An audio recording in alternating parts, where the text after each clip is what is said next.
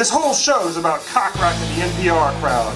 It is about not letting your IQ get in the way of a good time. Every American child has to learn Walt Disney is full of shit. The chief wanted Jimmy to impregnate his wife. Hey, bro, did you see 2 clears before ice creams run past here? Those were our ice creams, bro.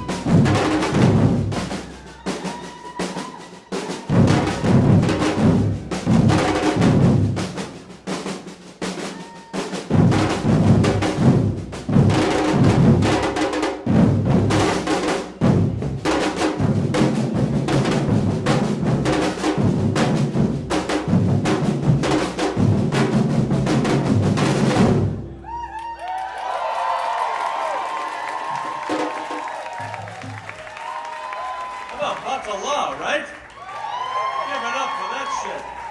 That's crazy. I love that music. It gets you all amped up. You guys got a CD? That'd be the craziest thing to just walk around listening to. Just like fucking ready to go. I can understand why you're like chatty. Like that gets you in a mood, right?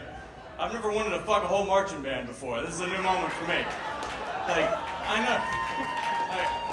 Just when you think you fantasized everything, a whole goddamn band full of girls with drums shows up. Now I gotta deal with that.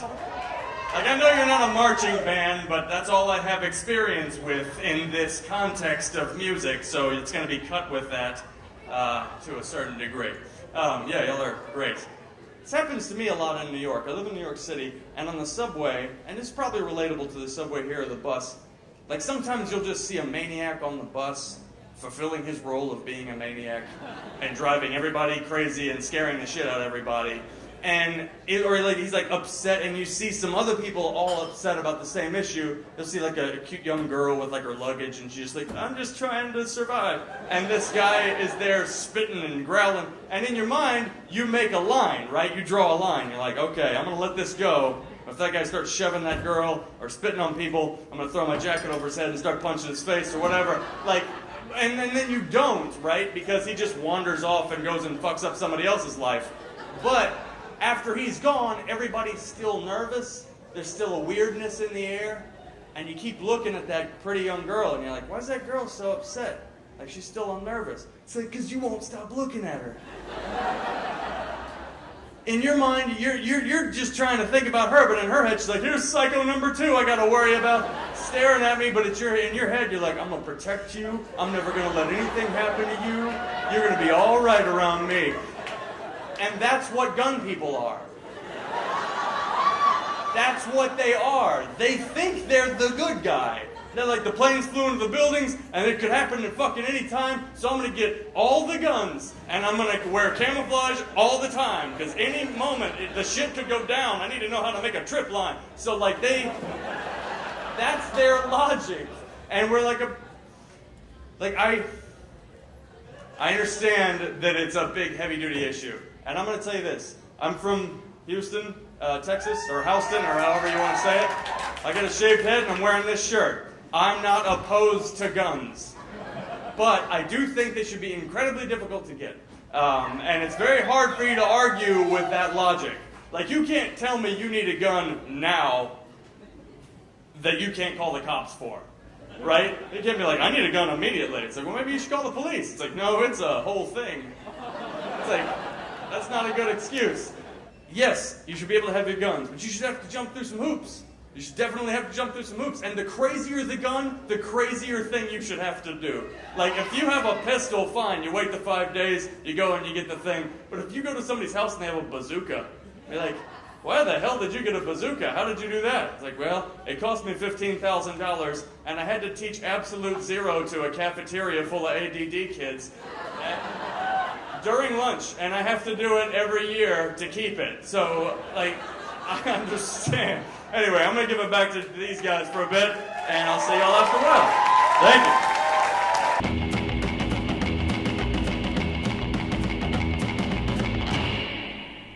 Folks, the next performer coming to the stage, he is a good friend of mine, and I'm very glad to work with him as much as I do, and I'm proud to bring him here to talk to all of you people. Please welcome to the stage, Jeff Simmermon.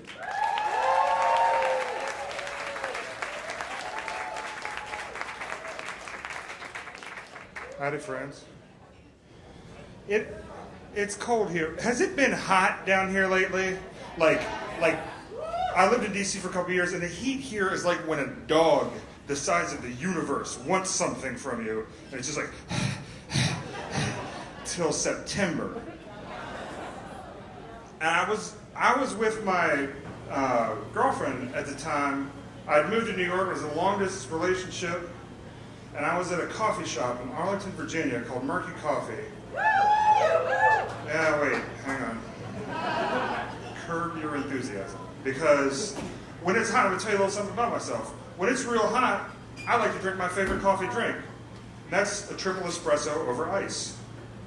I ordered that at Murky, and yeah, they said nope. Nope. And I said, that's peculiar, right? That's really peculiar. And they were like, and the guy was a dick about it. He was like, it's against our policy. And I was like, I see. Well, how about I get a triple espresso and a cup full of ice, and I do the dirty work at my table and nobody gets hurt. He's like, whatever. Rings me up. And I'm with my girlfriend, and then the barista, and I hate that I said that word unironically, says, sir, and like if you could imply quotes with a tone of voice, he was doing that. And I got him up, and I reached for the drink like it's ready, and he says, he reaches up and he touches me. Concerned. What you're about to do is not okay. It's not okay. And I looked at him, and he was like, it's going to disrupt the delicate flavor balance and oils of the coffee. And that's not how espresso is meant to be consumed. Not okay. I'm not going to stir it with a toddler's penis. I'm just going to dump it over ice and drink it like real fast, so fast. Like the not okay is going to be over so quick, and we're going to heal and move on. And he's like, but what, what? I guess if you still touching me, if you, I guess you can do whatever you want. And I was like, right, boom, chug, done. And he just looks at me, he's like, ugh. And my girlfriend just says, well, that was peculiar, and kisses me on the cheek and goes to a belly dancing workshop for like 3 hours. And I'm just kind of stuck there in the middle of nowhere, and I was living in New York at the time. I had all my luggage, I didn't know where to go, so I'm just sitting there in the back, just writing down cunty little things to put on the internet later. And then a couple hours go by, and I think, well, you know what? It's really time for some more coffee. How are we going to do this? And I thought the dude had gone on break, so I went up to the counter. As I went up to the counter, somebody in the back saw me. I said, just go, take care of that guy. It'll be awesome. So we have a tiny little high noon. If Gary Cooper's penis was the size of a grain of rice, that's the degree of showdown we're having. I was just like, can I have the strongest iced coffee that your policy will allow, please? He's like, well, I can make you an Americano. I'd never heard of these because I'm a barbarian. I'm a garbage compactor. I practically have baleen. I taste things retroactively. And I was just like, sure, Americano, fuck it, whatever. And he fills a glass full of ice, halfway full of cold water, and he dumps some espresso in there. And I was like, after that long story about disrupting the delicate oils, we're just pouring it in a tap. Oh, no, this will not stand. And this has been an ongoing discussion with me and everyone I know. I used to be a bartender, used to be a waiter, and like, how do you communicate to somebody that they suck in an age when you pool tips? Because everybody pools tips with that one asshole that's pulling the team down. That guy needs a message, okay? He needs to know he's holding us all back. How do you do that? I happened upon a very elegant solution. I'm not saying I'm proud of my behavior now, but this is what really happened. I pulled a Sharpie out of my pocket and I wrote, "Fuck you and your precious coffee policy," and I put it in the tip jar. And I felt amazing about myself at the time. And I did that shortly after taking a photo of it and posting it onto my blog. So much passive aggression, so much attention seeking and passive aggression. I'll just give you that. I'll tell you that right now. And the next day, this blog Boing Boing picked it up. And all of these people were sitting in Murky Coffee reading Boing Boing about the iced espresso incident, and then going up and like ordering, "Can I get an espresso?" And I derived a small amount of, too big, but small amount of pleasure from that. And then the owner of the shop wrote a post on his business's page that said, "Jeff Simmermon, if you ever come into my store again, I will punch you in the dick." I find that to be excessive.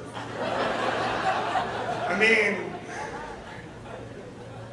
well, you know, it just really escalated from there. Apparently that week there was no racial injustice. The clock on women's rights was not turning backwards. So the newspaper picked up this little internet tip, the Washington Post, and they put it on the front page of the Metro section above the fold. And then, man, it just went, I had yodeled on top of Bullshit Mountain, and the avalanche was unbelievable. I got 1 million emails in 20 minutes, and I logged into my inbox, and I was just like, "Oh, look, here's all these emails. Everybody recognizes that my account of this is brilliant. Come on, book deal. I'll be quitting my job by Friday, I'm quite sure of it." Come to find out, not everybody thought that my behavior had been exemplary. Some of them thought I may have overreached. I know. But still, and it's so polarizing. I'm either a champion of coffee consumers worldwide, or I deserve to be eaten alive by maggots. No middle ground. And it just jerks your head around so much. You open every email, just more and more and more. And every time I would go to sleep, I was like, maybe this will be over tomorrow. And no, there's more. There's more. And it lasted a whole week. And by the end of it, I was just like, you know, maybe going around the world and treating it like a piñata that you kick for material is not how you become a better human being, okay? Like, that's not a good thing to do. Maybe just live your life and write it down, but don't just, you know, don't give it a nudge. It's bad form. And then I got a friend request to my Facebook from the owner of Murky Coffee. It's been sitting there since 2008. Because I might have acted like an asshole. That guy's a dick. Thank you.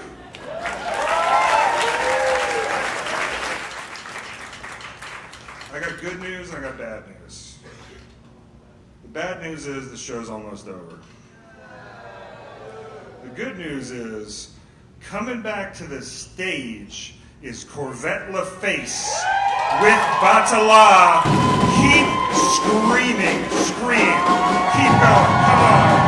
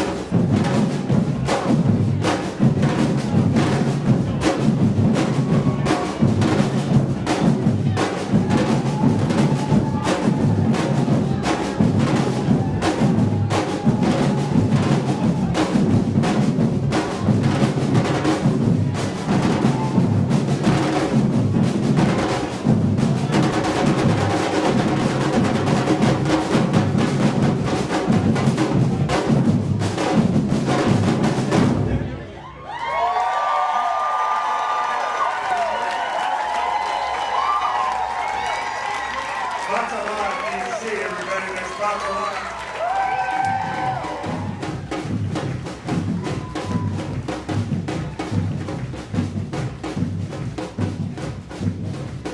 All right, guys. If that's not a show, I don't know what is. Let me tell you how you know you've been at a good show. When you go backstage and the floor is nothing but a fine paste of fake blood and feathers.